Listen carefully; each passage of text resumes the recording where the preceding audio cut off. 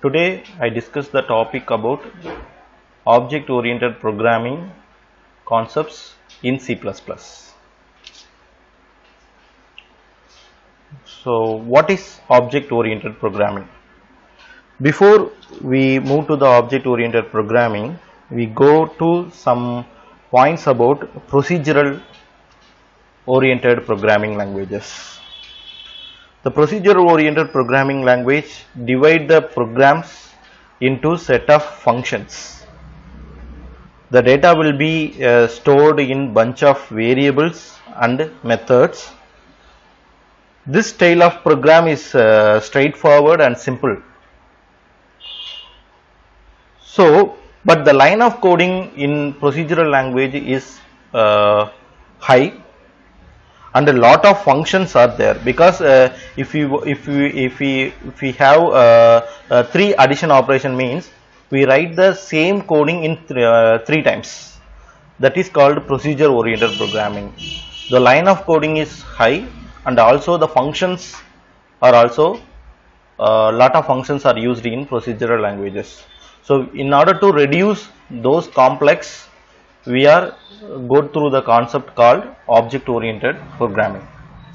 So object oriented programming is a method to combine the group of methods, functions, variables in a single form. It has a collection of objects.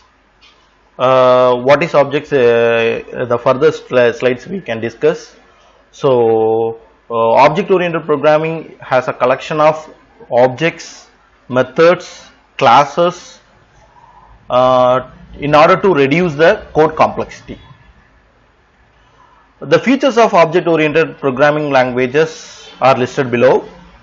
The main is objects, class, abstraction, encapsulation, inheritance, polymorphism, overloading and exception handling. The main of object oriented programming features abstraction, data abstraction, encapsulation, inheritance and polymorphism. So this is the architecture of OOPS. So all the related features comes under the OOPS concept. First, what is object? Object is a combined group of relative variables and methods in a common unit. That is called objects. Like if example, we are the human have a different names. So the name is called object. So general format of human is called in a different names. That is called object. Object has a collection of members and functions in a single unit. We can call in a classes in a single unit, that is called objects. It has a lot of data members and member functions bundled in a single unit. Next, class. In C programming we are using a structure concept. So same like structure is called class. Class basically is called a container. It's a collection of members and functions, variables, variable declarations, definitions are stored in class. It holds own data members and data functions. It accessed by the instance of an objects. Actually the class is a container. Class has a original data of data members and member functions. We can move to the features of object oriented programming. The first feature is abstraction. Abstraction is look like a data hiding concept, but the important feature of the data only hiding using data abstraction. The implementation part of the code only hide in the data abstraction. That's why we include the model of complex of system that includes only the details of essential to perspective of the viewer of the system. We hiding the information, only the essential of informations only hiding in a data abstraction method. Because it reduces the complexity of the large system. For example, if you are using the complex or the secure information like the bank, we need to know the customer, but the customer amount will be the hidden format. Okay, that is related to the data abstraction. The data abstraction, the essential parts, the essential methods or essential functions or essential implementation of data is hiding. That is called data abstraction. Next, data encapsulation. There are both similar to the data abstraction and data encapsulation. Some of the differences are also there. Data encapsulation is also hiding the information for security purpose. It is called data binding. For example, the class is an example for the encapsulation. As I already told, if I have a name, in person is my identity, the person is a class, I have a different behaviors, but the class is a one common name called person, that is called hiding the information of my behavior, my educational qualification, my attributes like taste, something like that. Okay, so encapsulation is also the data binding or data hiding concept, but it hiding the information for security purpose. Like class is the example for encapsulation. It provides a relevant function and relevant information to the object. Next, inheritance. Another important feature of the object oriented programming is inheritance. It's creating or deriving a new class from the existing class, that is called inheritance. Mainly the inheritance used for code reusability.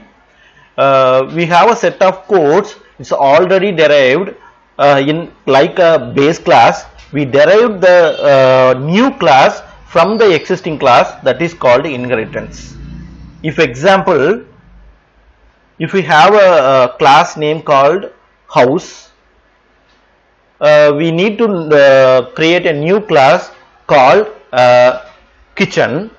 We are using the familiarities or functions or data members using those house class, that is called inheritance.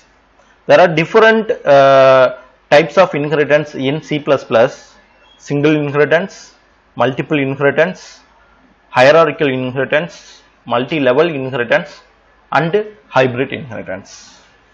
A single derived class, deriving a new class from the existing base class, is called single inheritance.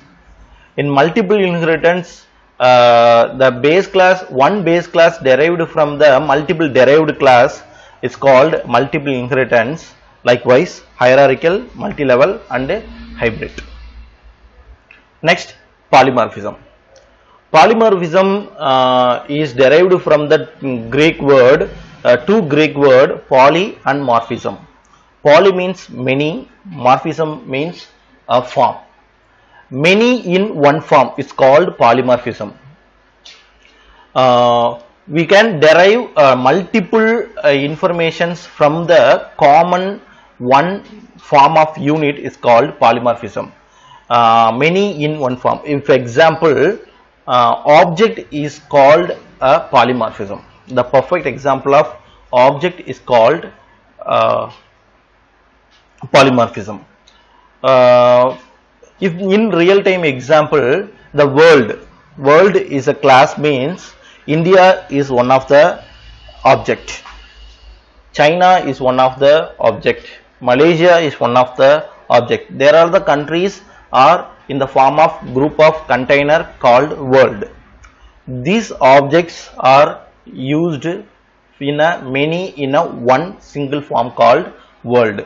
This is called polymorphism. It is in the same name, but different methods or different arguments are used in polymorphism. There are two types of polymorphism, that is called compile time polymorphism and runtime polymorphism. It's also called static polymorphism or dynamic and dynamic polymorphism. Compile time polymorphism used it's run only during the compile time. Runtime polymorphism used to run in a runtime. That is the main difference for compile time and runtime polymorphism. The example of compile time polymorphism is function overloading and operator overloading. In runtime polymorphism, virtual functions are used. So next one is a overloading concept. It is a part of the polymorphism. Overloading is a single common name used in a different arguments. It reduces the function calling, and existing functions or operators is made into operate in a new data type. That is called overloading concept. Next, exception handling. Exception handling is a main part of the object oriented programming. It's used to handle the errors, handle the exceptions during runtime. If we have errors using during in a runtime, using exception handling to resolve the errors.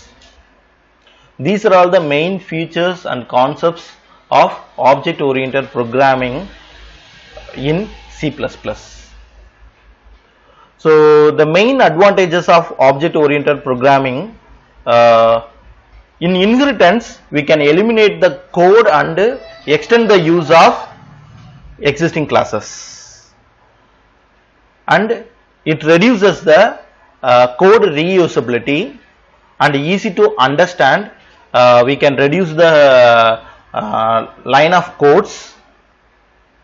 The principle of data hiding helps to the programmer to create secure and important programs, and it reduces both time complexity and software code complexity. Object is easy to upgraded from the small and large systems. These are all the main advantages we are using object oriented programming. Thank you.